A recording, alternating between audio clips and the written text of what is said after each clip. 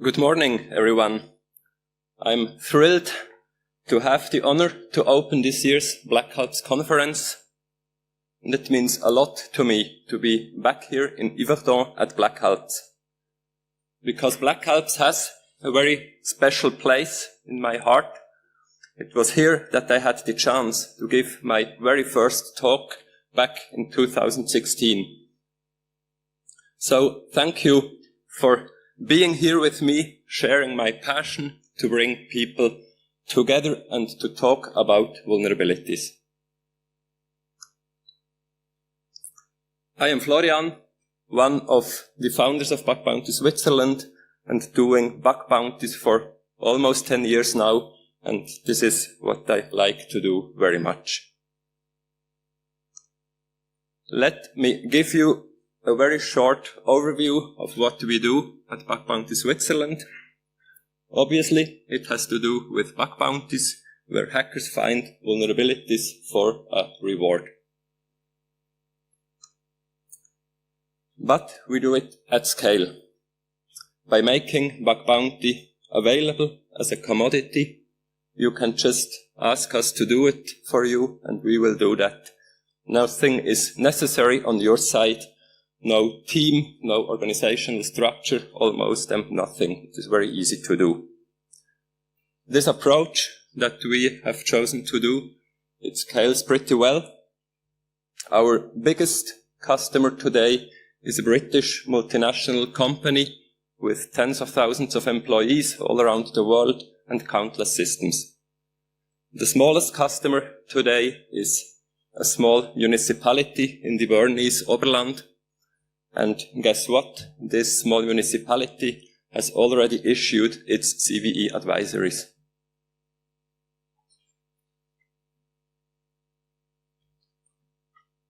This work that we do leaves us in a very interesting position with unique insights into the inner state of cybersecurity and vulnerability, in Switzerland mainly today, but also abroad. In the past month, in our work, we had the chance to do more than 100 engagements with our customers and bring hackers on those engagements. And when we calculate with roughly 100 systems in scope per average engagement, something that is reasonable because we like to involve almost all the systems an organization has, this gives us in the end more than 10,000 systems that we have tested, and on those 10,000 systems we received more than 2,700 vulnerability reports. So let's use this unique data set to extract and combine all the bad stuff that we have seen into a carefully crafted roadmap to disaster, into what I call an express lane to catastrophe. And by the way, on the right side, this is what you get when you ask an AI about how such an express lane could look like. It seems that AIs are bad at spelling. I didn't manage to get it to write catastrophe correctly, so I think this is good news for all the teachers out there. You won't be replaced that soon.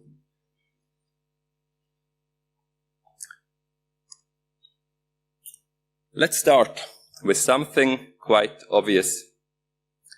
To keep your vulnerabilities, just don't look for them.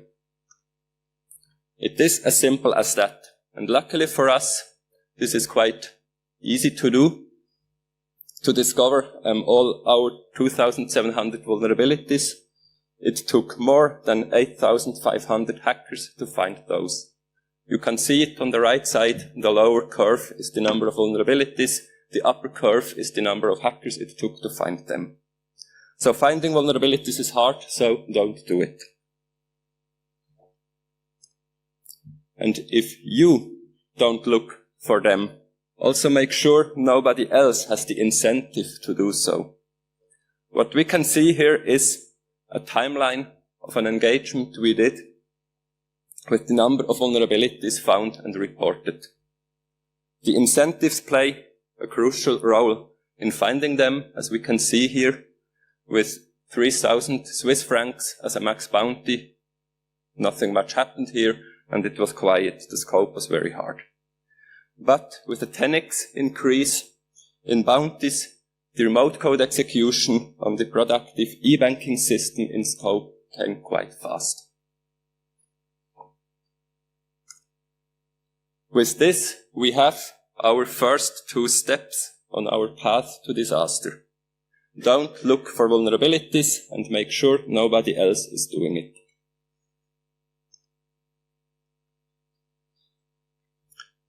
All right. Beautifully following our rule number 1, not to look for vulnerabilities, we have some tests going on in an engagement, and we made very sure that the relevant systems with the juicy stuff in it have not been included in scope, so that the vulnerabilities remain undiscovered there. But unfortunately, some of the hackers are thorough and report vulnerabilities they stumble upon, even if they are not included in scope. And may I present to you Spring Boot actuators exposed to the internet unprotected. But what are those actuators? They're part of a framework, the Spring Boot framework, written in Java. It's quite popular, I think. And they allow to monitor and manage applications for developers.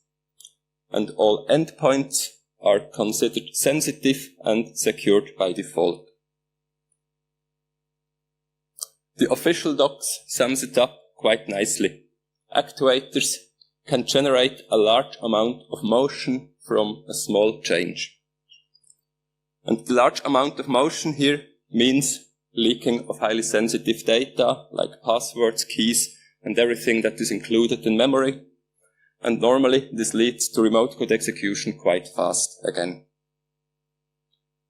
With the second example, we have steps 3 and 4 on our express lane. Don't care about exposure, just expose it. And if you have to deal with security by default, that's bad, disable it. Let's move on with the next one. And yes, it is about identities. The beginning is quite unspectacular.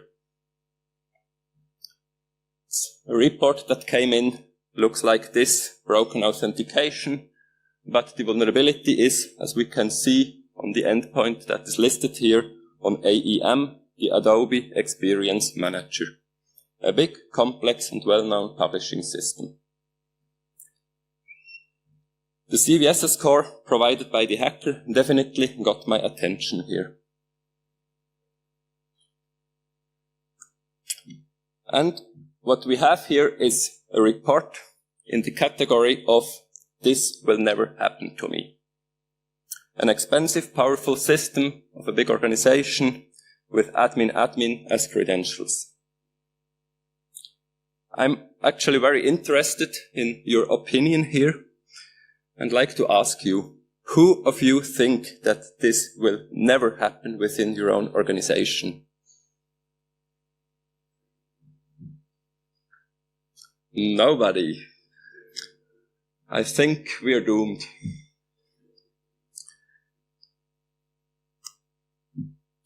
But yes, it happens. And to make the impact crystal clear, the hacker invested a little bit more. He took a web shell, created an AEM bundle out of it, deployed it using the admin panel, and the result can be seen here. The experienced eye gets it immediately, the beginning of something very bad. And we have one more step on the highway to pawnage. Just trust the people, they will tell you who they are. Or, as I like to call it, infinity trust instead of zero trust.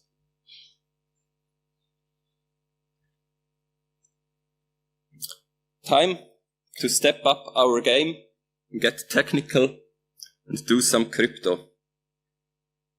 And again, we have a report to enjoy. We have a crypto vulnerability called AES CBC bit flipping, a 0-day and something quite complex, as the hacker states. So be warned. The system affected consisted of two parts mainly. I think this is important to understand. One being accessible from the outside. It's actually multiple parts of those thing. It has multiple instances, and they are exposed to the internet and running everything that should be available. And we have another piece of the system protected by a web application firewall, and this protected part giving privileged access to the first ones out there. And giving access to those other systems is done using encrypted deep links with the identity and authorization contained in it.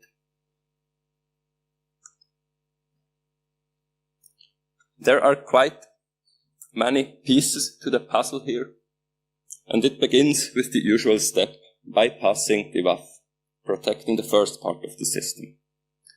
Who needs to care about secure crypto if you have a WAF in front? And we can see the bypass here was rather on the easy side. The second piece is one more reference to our rule number 1, keeping everything hidden. The code of the system is proprietary, so no worries.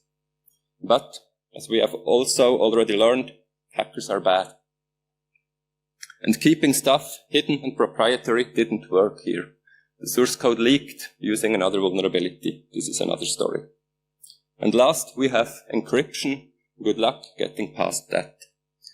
But we are about to learn that crypto can be hard, and if you do it wrong, well, something bad can happen. This is CBC, AES CBC. I spare you the details, but without tamper protection, you can modify some parts of the encrypted data, some of the blocks, by rendering others useless.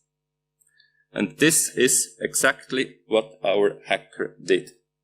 He identified where the authentication and authorization part was located in this encrypted piece that is sent in the link, and crafted a method to change that part. I have warned you, it's quite complex. Feel free to have a look here. But the important step is at the bottom of the image here. And the hacker found a way to generate ciphertext that injects the authorization in the deep link and decrypts properly due to badly done crypto. To keep it short, here is the final result that we got. A script, 15 lines of Python, that fetches an encrypted state from this protected part of the system, flips some bits to generate the authenticated deep links for the system in scope, and in the end giving full admin access to the backend of all those instances available. And we have yet another step on our highway to disaster. Do your own crypto, and failure is guaranteed.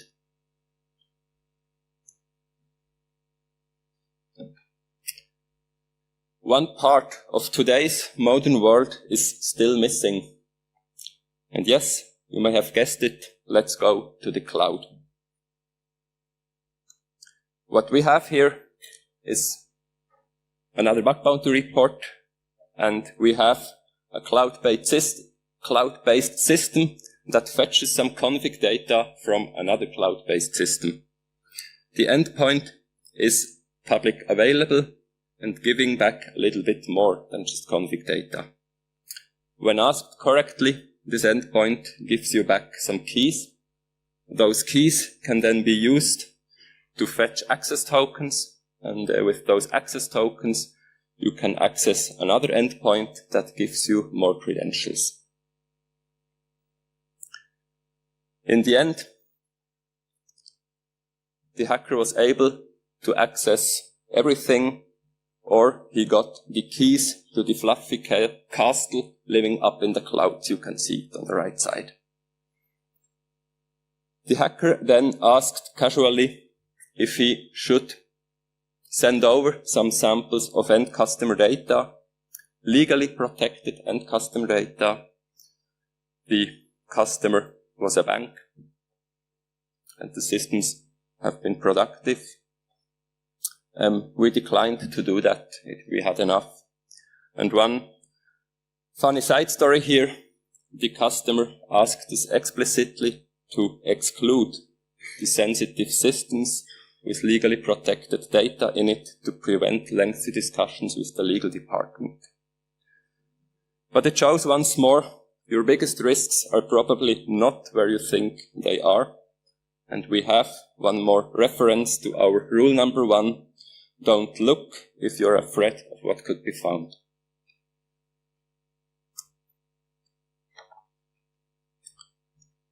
This gives us our final step on the highway to disaster. Just move to the cloud and all your sorrows are gone. It's beautiful, isn't it?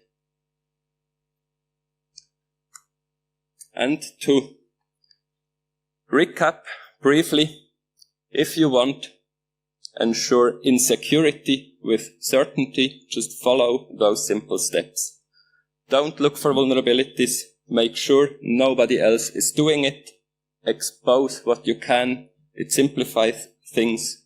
Time is money after all. And if it is secure by default, disable it and you will feel already much better. Trust keeps the world spinning. Trust as much as you can. Do crypto, but do it yourself. And finally, shake up your foundations, follow the herd, and just move to the cloud. This is it, what I call the express lane to catastrophe, or as the AI spells it, to catastrophe. Thank you very much for your attention.